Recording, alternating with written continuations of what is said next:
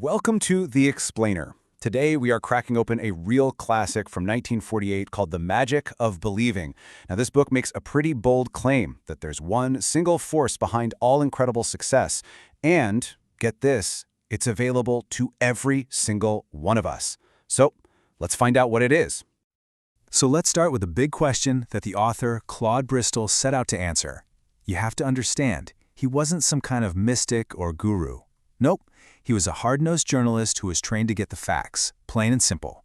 He was looking for a formula for achievement that actually worked, something you could use again and again. And after digging through thousands of texts, everything from modern psychology to ancient magic, he found it. He found one common denominator, a single golden thread running through everything. And as you can see, that thread was belief. His big conclusion? That a real, deep, unwavering belief is the absolute starting point for turning any thought you have into a reality. So, over the next few minutes, we're going to follow that golden thread. We'll get into the amazing creative power of your mind and the role of your subconscious. And, most importantly, we'll cover the actual, practical techniques Bristol taught to build that belief. And finally, we'll see how to turn all of that into real-world action. Okay, let's dive right into this foundational idea. What did Bristol really mean by belief, and why was he so convinced it was the master key to unlocking success? You know, it's so important to remember where Bristol was coming from. He wasn't some philosopher sitting in an ivory tower. He was a super practical guy. As a former police reporter, his entire job was to get the cold, hard facts. And honestly, that's what makes his ideas about the power of belief so powerful. They come from a place of pure, practical observation. And that brings us to the first pillar of his whole philosophy, the idea that your own thoughts have tangible, creative power. This is actually a pretty powerful exercise. Just look around you right now. Bristol argues that thought is the original source of everything. All wealth, all inventions, all achievements.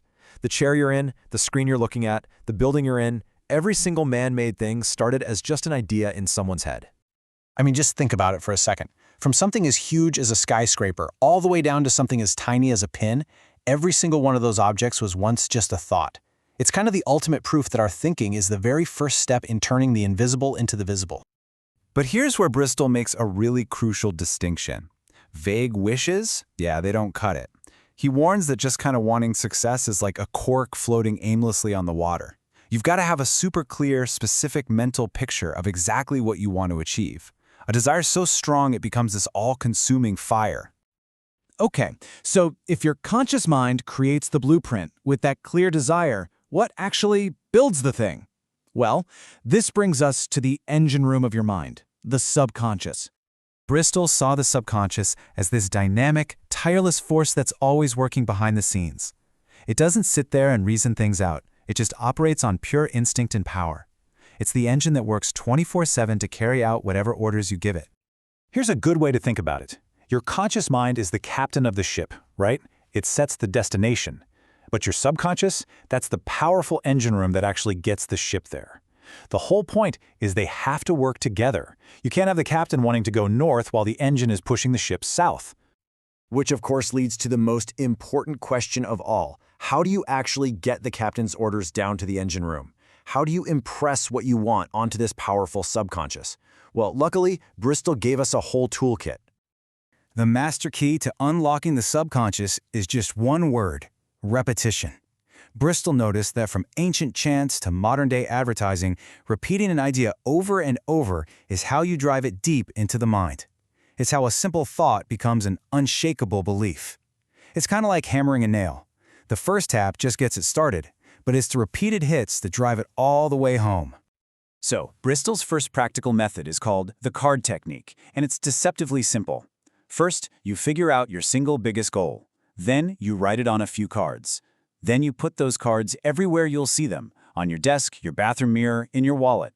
By doing this, you're creating a system of constant reminders that feed your subconscious all day long, especially in those super important moments right when you wake up and just before you fall asleep.